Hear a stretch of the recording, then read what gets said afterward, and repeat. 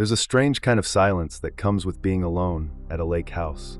Not the peaceful kind you'd expect, but a silence so thick, it feels like something unseen is waiting just beyond the edge of the water.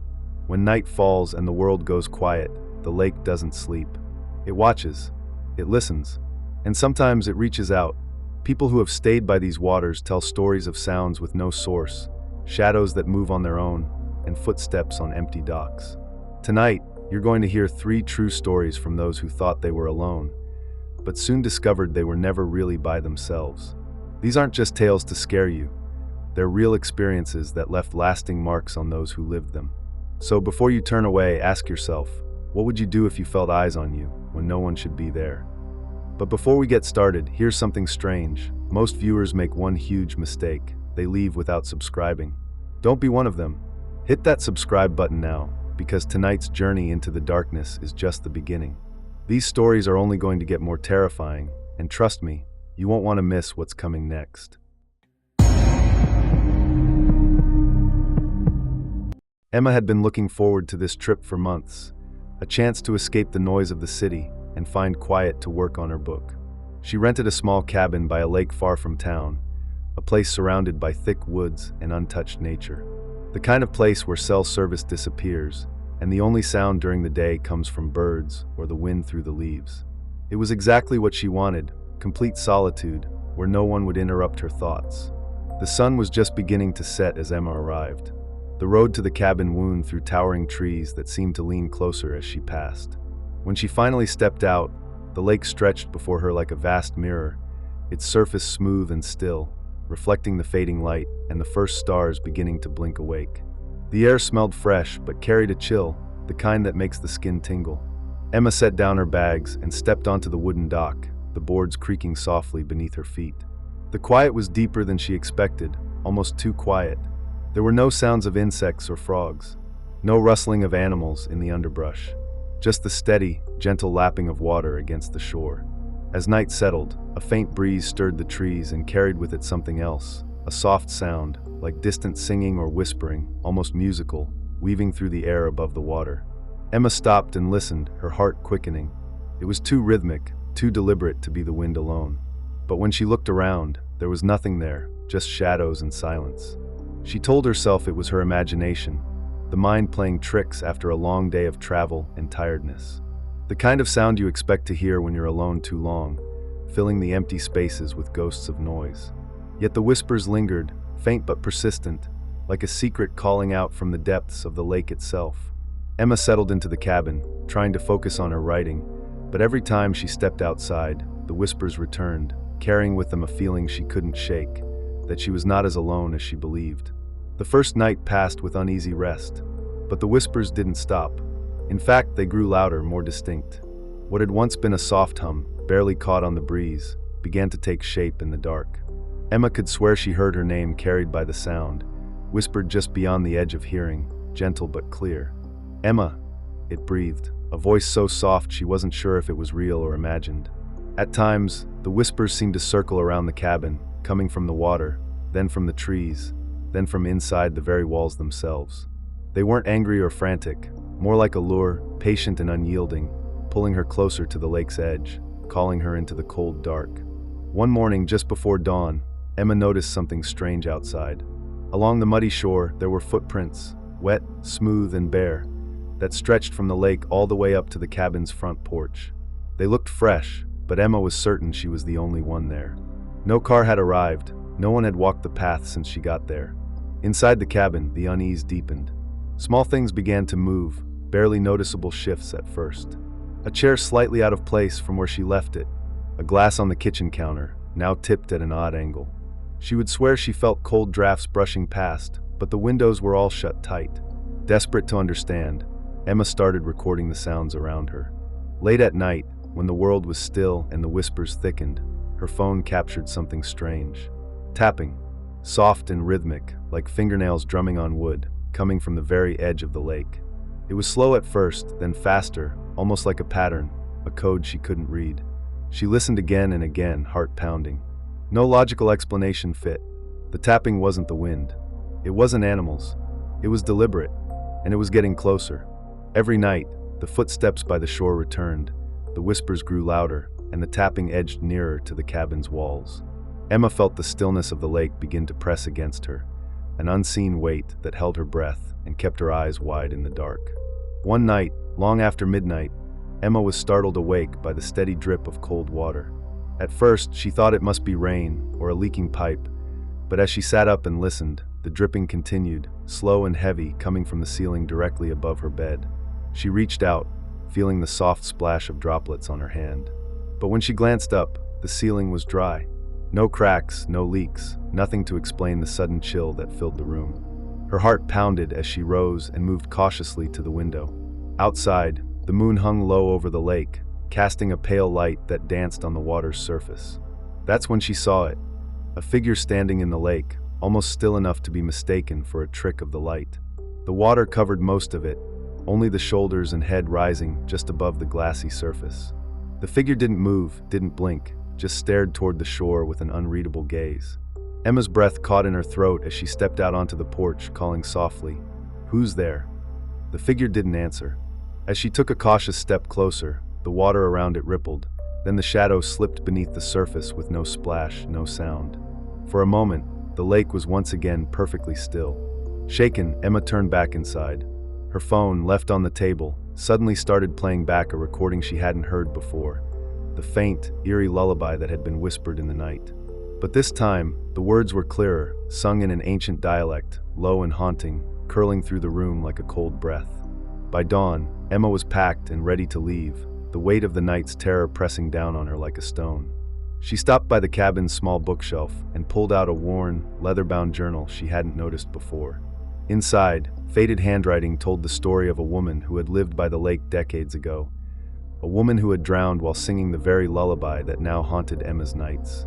The journal spoke of sorrow and loneliness, of a voice carried by the water that calls out to those who come seeking solitude. It warned that the woman's spirit never truly left the lake, forever waiting for company beneath the cold surface. Emma's hands trembled as she closed the book. Outside, the morning sun shimmered on the water, peaceful and bright, but she knew the lake's calm was a mask. As she walked away, her phone slipped from her pocket, landing on a rock near the shore. There it lay, still playing that chilling lullaby, over and over, its soft, eerie melody drifting out across the water, calling, always calling.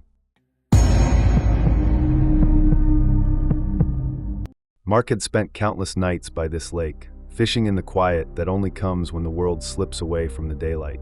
The cabin belonged to his family for generations, a small, weathered structure resting just at the water's edge, where the trees leaned in close and the air always smelled faintly of moss and wood smoke.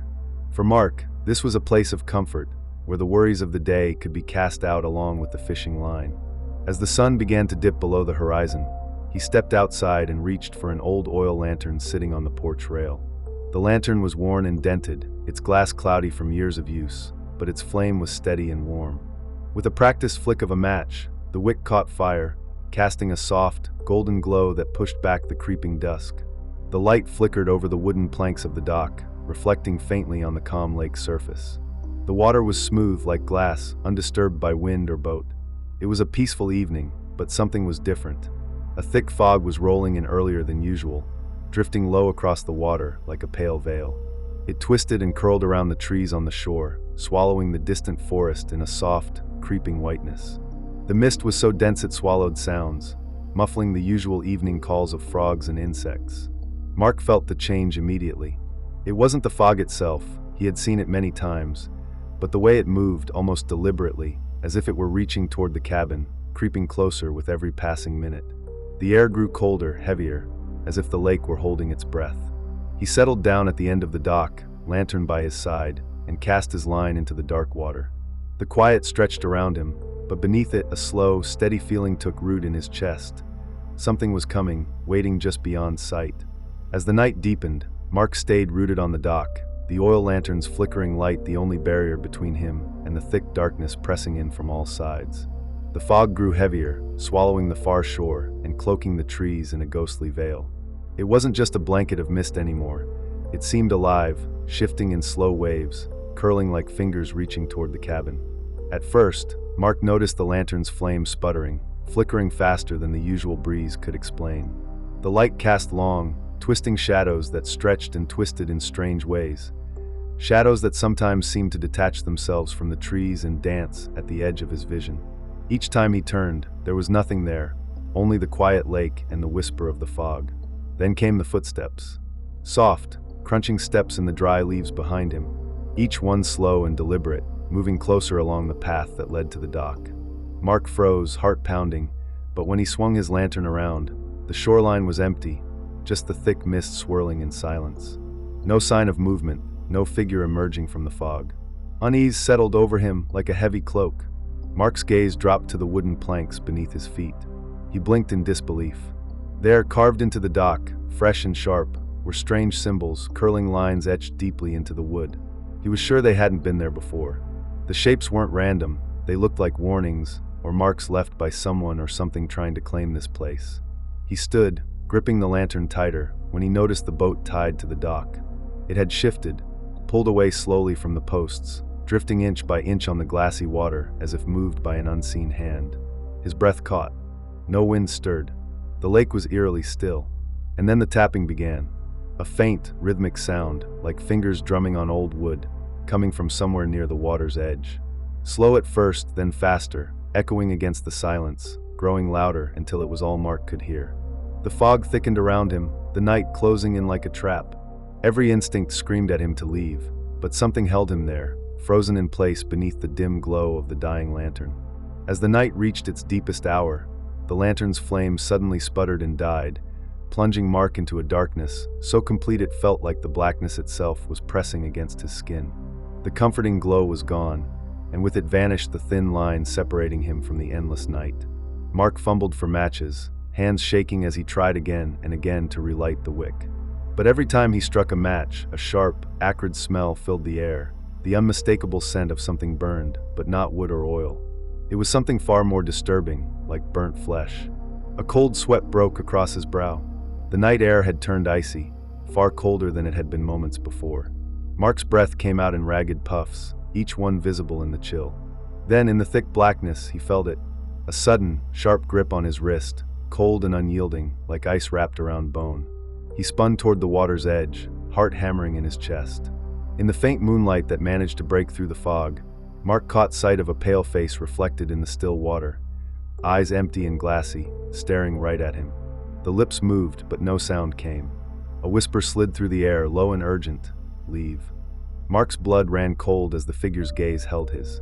The fog swirled violently, the shadows around the lake deepening until the face disappeared beneath the water's surface without a single splash. For a moment, the world was utterly silent. Mark stood alone on the dock, the night swallowing his breath and his fear. The lantern remained dark at his side, and the cold handprint burned faintly on his wrist, a warning from whatever claimed this place. As dawn crept over the horizon, casting pale light across the fog-shrouded lake, Mark finally found the courage to leave the dock behind. The chill that had gripped him all night lingered deep in his bones, as if the lake itself had marked him. He didn't speak to anyone about what had happened. No one who hadn't experienced the lake's strange pull might understand. Weeks later, Mark returned to the nearby town, searching for answers. At the local store, an old man noticed the haunted look in his eyes and quietly pulled him aside. He spoke in low tones of an old story passed down through generations, a story Mark hadn't heard. Long ago, a fisherman had vanished without a trace on this very lake. His lantern, just like the one Mark carried, was found floating on the water's surface, flickering faintly as if still burning. The villagers whispered that the lake chooses those it wants, reclaiming them in the dark hours, pulling them beneath the waves to join the endless silence. The symbols Mark had seen carved into the dock, the footsteps in the leaves, the cold hand on his wrist, all signs of a warning from those lost souls. A message not meant to be ignored. Mark left the town with a heavy heart, the weight of the lake's secret pressing on him. Back at the cabin's edge, the water looked calm again, hiding its cold depths behind a smooth surface. But sometimes, late at night, the faint glow of a lantern flickers just beneath the waves, a reminder that the lake's grip never truly lets go. And somewhere in the distance, the soft tapping on the dock returns, slow, deliberate, waiting for the next visitor. Anna hadn't been back to her family's lake house in years. It was a place filled with childhood memories, long summer days spent running barefoot through the woods, the smell of pine needles, and the gentle rhythm of the water lapping against the shore. But this time, she came alone, stepping back into the old cabin to find quiet and space to think. The house sat at the edge of the lake, surrounded by tall, stoic trees that whispered in the wind and cast long shadows over the worn wooden dock. It was late afternoon when she first noticed him, a figure standing still at the very end of the dock. At first, she thought it might be her imagination or a trick of the fading light. The man faced the water, his posture rigid, his gaze fixed on the dark surface that stretched out before him like a vast, endless mirror. He didn't move or blink, just stood there, as if waiting for something she couldn't see. What unsettled Anna most wasn't just his silence, it was the way he looked. The clothes he wore were unlike anything she'd ever seen. Old-fashioned, almost from another century, heavy and faded with time. His coat was long, buttoned tightly at the neck, and a hat cast a shadow over his face. Yet despite the shadows, she could feel his eyes, empty and hollow, burning into the lake, as if lost in some endless sorrow. She called out softly, unsure if she expected an answer. "Hello!" But the man didn't turn, didn't acknowledge her. She took a cautious step forward, ready to speak again, but when she reached the dock's edge, he was gone, vanished as if swallowed by the very mist that began to curl along the water's surface. The quiet that followed was deeper, colder. Her heart thumped in her chest as a sudden chill crept over her, as if the lake itself was holding its breath, watching her every move. She knew in that moment that something else was there, something unseen but very real, and that her visit was far from ordinary. As the days passed, the presence of the stranger began to seep into every corner of the old lake house, leaving subtle but unsettling signs that she was not alone. One morning, on the porch where she had first seen him, she found an old coin resting on the weathered wood. It was unlike any she'd ever seen, tarnished and worn, its markings faded by time, yet somehow familiar, as if it belonged to another era entirely. She hadn't brought it with her, and there was no one else around who could have left it. Her eyes then caught the faint impressions of footprints along the dock, barefoot prints pressed into the wood, damp and dark as if they had been made only hours before. Yet, no footsteps led back to the shore. They stopped abruptly at the edge of the water, as though whoever made them had simply vanished into the lake itself. A strange smell began to linger in the air, subtle but impossible to ignore, a scent of smoke, stale and acrid, as if a fire had been burning nearby, long since extinguished. It clung to the corners of the cabin and followed her down the hallway, never quite letting go. Each time she tried to track it, the trail disappeared, swallowed by the heavy silence that filled the house. At night, the quiet was broken by soft knocks coming from the dock. At first, she thought it might be animals or the wind, but the pattern was too steady, deliberate. Tap, tap, tap, slow and persistent, echoing through the stillness like a message she couldn't decipher. Driven by a growing unease, she explored the attic, a dusty room filled with forgotten belongings and old trunks. There, beneath a pile of faded blankets, she discovered a leather-bound journal, its cover cracked and worn with age. Inside, the pages were yellowed and brittle, filled with handwriting that told a haunting story. The journal belonged to a man who had lived here a century ago, a fisherman who vanished during a fierce storm on the lake. His last entries spoke of strange lights on the water, voices carried by the wind, and a feeling that something was watching him, waiting beneath the waves. The final page was smeared with ink and torn, ending abruptly, his fate left unknown, swallowed by the lake's dark embrace. The weight of the past pressed down on her as she closed the journal. The stranger at the dock was more than a shadow. He was a reminder, a warning, and perhaps a soul trapped between worlds, still bound to the lake's cold, restless depths. As night fell once more, the lake house seemed to close in tighter, the walls holding a silence that was almost suffocating. The faint knocking returned on the dock, louder this time, urgent, yet without any pattern she could understand. Her heartbeat quickened, every nerve alert, as she moved cautiously toward the door. She stepped outside, the air heavy and cold, the fog thickening to a dense blanket that swallowed the edges of the dock and the distant water beyond. Then suddenly the knocking stopped. A chilling stillness settled, broken only by the soft rustle of leaves stirred by a breeze she couldn't feel. Lightning split the sky, momentarily illuminating the lake and the far shore in harsh white light. And there, just beyond the dock, stood the stranger, standing inside the cabin, impossibly close yet impossibly distant. His coat was soaked, dripping with water, and his face was pale, almost translucent in the flash of light. He did not speak, but his eyes held a desperate plea, and without words, he pointed toward the water. The visitor followed his gaze, and the lake, once calm, suddenly churned violently. Waves rose and crashed against the dock, the surface roiling as if something massive was moving just beneath. Thunder rumbled deep and long as the stranger turned away, stepping backward into the shadows of the cabin, vanishing before her eyes. The visitor stood frozen, heart pounding as the storm gathered around her, lightning casting jagged shadows that danced wildly across the trees. A loud, frantic banging shook the front door. She opened it, but no one was there. Only the thick, cold fog curling closer, and the distant echo of footsteps fading into the night.